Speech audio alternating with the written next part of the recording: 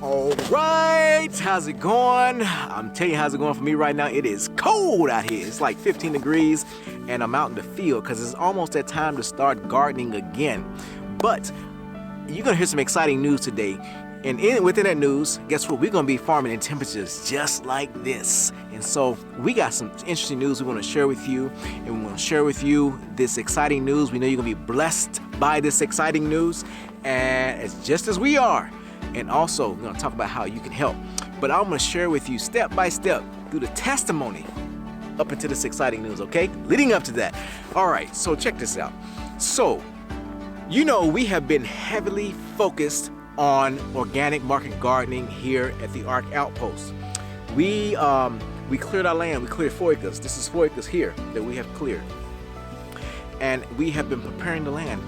And it's been such a blessing. It's been step-by-step progression in this area. But we wanted to be in the community very soon. We didn't have produce, so what we did was, as we was preparing the land, have entered into the farmer's market with plant-based food.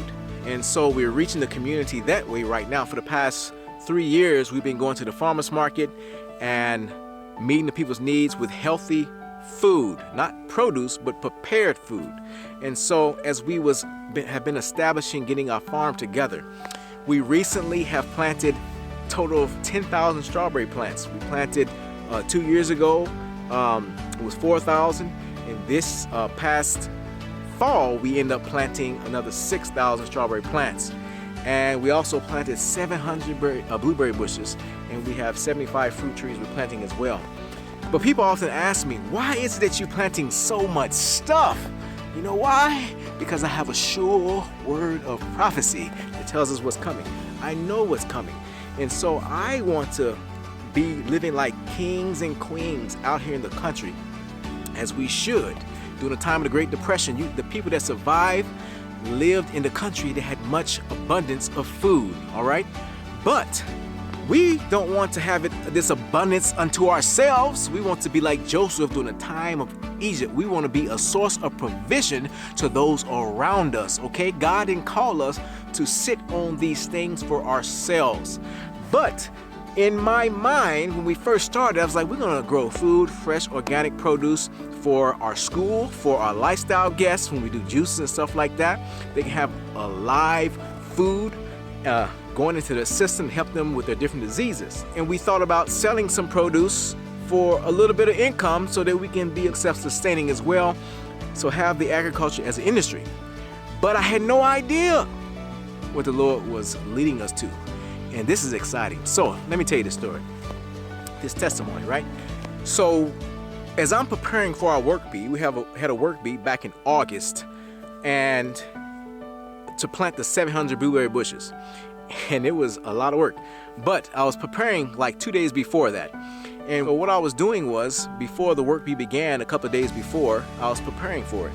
I went up and got a trailer load of sawdust, and I had got a whole pallet stack of peat moss so we can plant the blueberries. And so I made a stop at the filling station in town. And as I was on one side of the pump pumping the fuel, there was a lady on the other side of the pump. She was pumping the fuel, her fuel. And she looked at the truck, she looked at the trailer, she says, wow, it looked like you got a big project going on. I said, yes, I absolutely do. I have a work bee going on. We are planting 700 blueberry bushes this week. And she's like, wow, that sounds exciting. Do you have a card? I said, yeah, sure. So I gave her a card, right? And didn't know what she wants. She said, I'll contact you soon. I was like, okay. I thought maybe she wanted to get some strawberries or something when strawberry season came. I don't know. But, so she says, I'll contact you.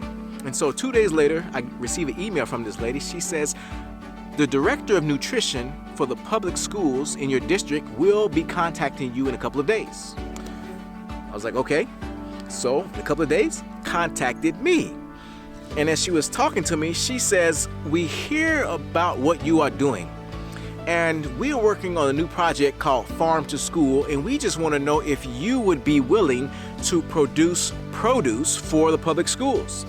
Because we want local fresh produce in our public schools, getting the children healthy food. Now this was exciting. I'm like, man, the local schools want healthy food for their students? Man, You know what? I wish they had this when I was in school. But anyway, so I absolutely told her, oh yeah, absolutely. And she says, okay. She said, so what is the name of your farm? I said, we are a ministry, and our ministry is called the Outpost.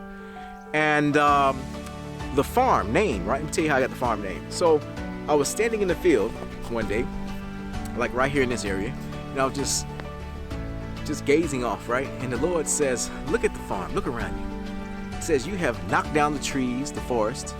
You have broken up the fallow ground. You have planted so many different things.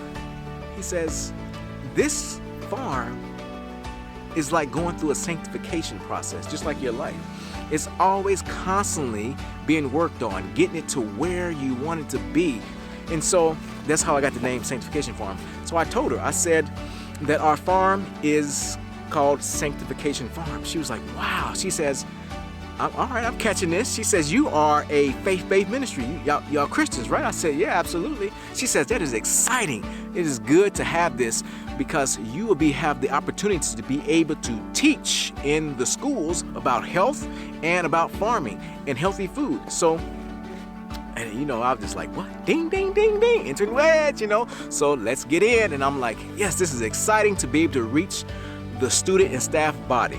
This was so exciting. So she says, goes on to say that we have a $200,000 budget for this project. There's no contract or anything like that, in which I'm very excited about. But the Lord just began to show me this is going to be a great ministry, an avenue for you, and it's going to be a way that you can generate income for the ministry. And because my mind has never went in this direction, but the Lord had brought these things to pass. It was providential how it was set up. And so we have this great opportunities to supply food, organic produce to the public schools in our district. It's a total of 15 schools. And we need to make this happen. But one thing you must know is school is in session from the time of fall all the way to spring, throughout the winter months. And in that time frame, there's no local produce. Nobody's growing because it's wintertime. Nobody knows how to. But it's so interesting. I was praying. I said, Lord, the local farmers markets are saturated with local farms doing produce already. We need another avenue to be able to sell our produce. So the Lord opened up this door. But one thing is that the schools are going to need food during the winter months. And we have a niche where we can meet that need.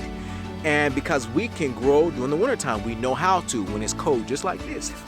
It's 15 degrees out here right now. But yes, it is possible to have food growing. But in order for us to do this, this is where we need the help.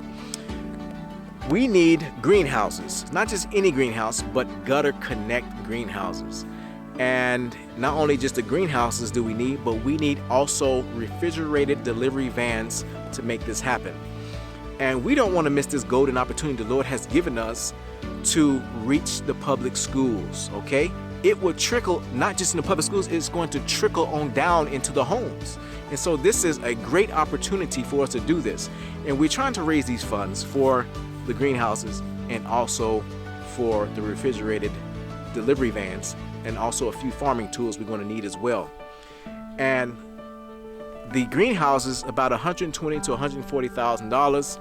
It seems like a lot, but the Lord owns the cattle on 1,000 hills.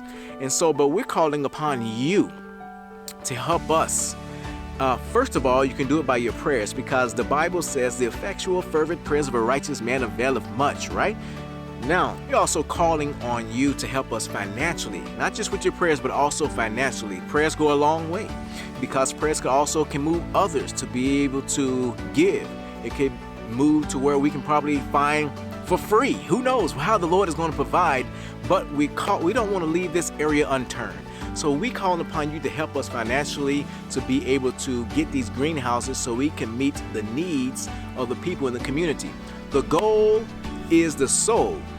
One thing is that we need, as institutions like this, we need to have industries, and the farm is to be a good industry for the ministry to be self-sustaining.